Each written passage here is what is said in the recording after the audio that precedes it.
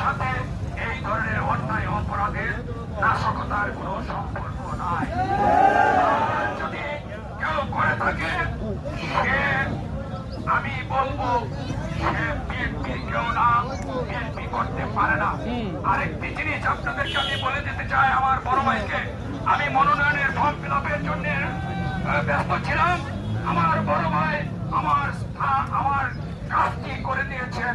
উনি সেই সময় আমাদের মাননীয় ভারপ্রাপ্ত চেয়ারম্যানের নির্দেশে খবরগাঁও এসে আমি মনোনয়নের কাগজপত্র ফিল আপ করার জন্য